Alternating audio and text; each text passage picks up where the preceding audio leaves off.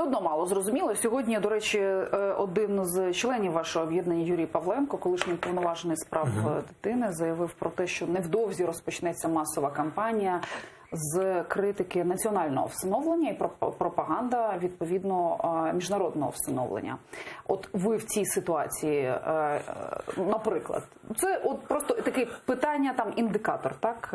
Ви що будете підтримувати? Дивіться, перше... Вас будуть напрацьовані якісь спільні позиції? Перше, все зрозуміло. Тобто я перше озвучу по освіті, те, що основа сім'ї курс має бути, його треба доповнити, розширювати. Тому це питання діалогу з Міністерством освіти для нас дуже важливий, тому перше це зрозуміло. Друге, по реформі Конституції теж зрозуміло, що тепер не працює, треба думати як по-іншому. Як по-іншому думати? Є шведська модель, яка показує дані, що працює, і нам треба думати, як інтегрувати. Тому все зрозуміло. Так. Перше. Друге, у питанні усиновлення. Кожна дитина в Україні заслуговує сім'ю.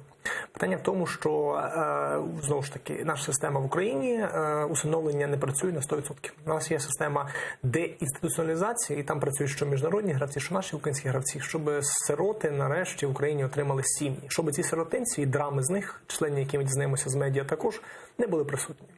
І в цьому курсі ми думаємо про різні контексти. Я підписався під ратифікацію Гаазької конвенції, так званої, про міжнародне усиновлення. Я не бачу, що в цьому поганого. Я не прихильник російського так званого закону Подлецов, який забороняє іноземцям усиновлювати дітей, американцям. Я вважаю, що українська дитина має отримати сім'ю. А якщо це не в Україні, мені сумно. Але, знову ж таки, дитина потребує на сім'ю, щоб мати майбутнє. І я вважаю, що кожна дитина має мати це майбутнє. Тому я підтримую усиновлення, те, щоб діти мали сім'ю.